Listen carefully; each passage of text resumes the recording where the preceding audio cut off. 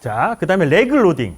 요 부분을 가장 어렵게 생각하세요. 골핑모션 공부하시는 분들이. 근데 우리가 요 단어의 뜻을 조금 이해하시면, 알고 있으면 이 레그 로딩에 대한 내용을 이해하시는데 훨씬 더 수월하시거든요. 레그라는 게 뭘까요? 레그. 클럽 헤드를 손보다 뒤에 놔두는 게 레그죠. 로딩이라는 건 뭐였죠? 로딩? 장전이잖아요. 내려오기 전에 요 프레셔 포인트 걸리는 걸 로딩인 거잖아요. 그러니까 요 레그를 장전을 잘해서 어떻게 가속을 할 거냐는 거예요. 내려올 때. 그래서 레그 로딩은 두 번째 지렛대를 가속하는 방법이래요. 자, 복습 차원에서 보시면 첫 번째 지렛대는 팔하고 클럽이 시계추 운동을 이렇게 하는 거죠. 진자 운동을. 그다음 두 번째 지렛대는 뭐였죠?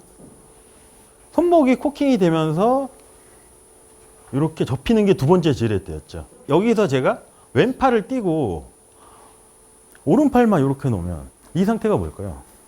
작살 던지기예요. 그러니까 여기서 얘를 어떻게 가속을 만들어 줄 거냐. 가속을 만드는 건 간단한 거잖아요. 여기 압력만 계속 유지를 하면 되겠죠? 근데 이게 히터하고 스윙어가 이 방법이 조금 차이가 있을 수도 있다는 거죠. 왜냐하면 스윙어는 원심력을 활용하는 거고 히터는 오른팔의 근육을 사용해서 가속을 만들어야 되잖아요. 그 얘기인 거예요. 자, 그래서 클럽 헤드 레그 프레셔 포인트에 의해 제어를 통해 로딩 절차가 히팅하고 스윙으로 틀릴 수 있대요. 근데 그 틀리는 게 어떤 방향으로 가속을 할 거냐. 그래서 히터 같은 경우는 방사형 방향으로 가속을 해야 되고 3번의 프레셔 포인트 3번의 압력을 유지를 해야 되고 스윙어 같은 경우는 종방향, 수직 방향으로 이 프레셔 포인트 3번의 압력을 유지를 해야 된대요. 둘 다 동시에 적용할 수 없으면 방사형으로 가속하는 거를 드라이브 레그 로딩이라고 하고 종방향으로 가속하는 거를 드래그 레그 로딩이라고 표현을 하거든요.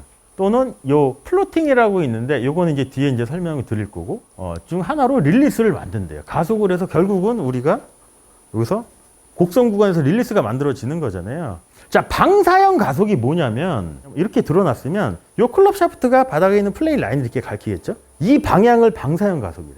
그러니까 약간 이렇게 기울어진 방향대로 내가 3번의 압력을 유지를 하고 직선으로 내려오고 곡선으로 이렇게 만들어줘도 가속을 만들 수가 있어요. 근데 히터의 백스윙 탑이 어디냐면 오른쪽 어깨 높이에요.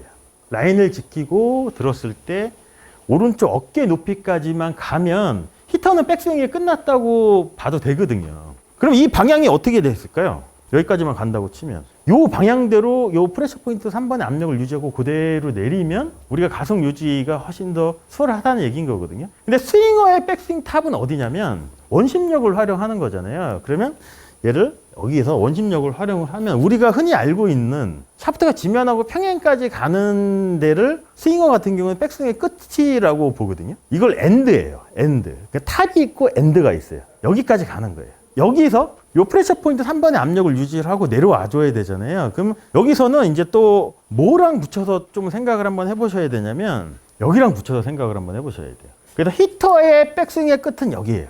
위에 곡선을 만나지 않아요. 근데 스윙어는 원심력을 쓰기 때문에 이 클럽이 여기서 곡선을 한 번 더 만나서 클럽이 이렇게 기울어지게 되는 거죠. 그럼 결국은 내려올 때 여기서 곡선을 다시 한번 만나야 되잖아요. 그러면 느낌상으로 여기 곡선을 한번 만나서 여기까지 들었어요. 그럼 어떻게 내려오냐면 여기서 바닥에 있는 라인을 지키기 위해서 내가 이렇게 비켜주면 이 클럽이 어떻게 떨어지는 것처럼 보이세요? 프로님이 봤을 때.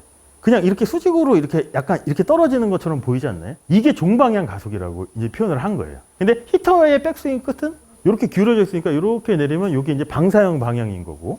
그래서 예전 레슨 보면 이거를 이제 또 무슨 표현을 쓰냐면 종을 당기시 당겨서 내리라는 표현 있잖아요. 이렇게. 이게 비슷할 수 있어요. 근데 얘를 이렇게 놓고 바닥에 있는 라인을 지키려면 얘 입장에 클럽 입장에 보면 다시 한번 보시면 여기서 놓고 얘가 그냥 수직으로 이렇게 내려오는 것처럼 보일 수도 있거든요. 스윙어는 이 패턴으로 가속을 만들어줘야 되고 히터는 그냥 여기까지인 거잖아요.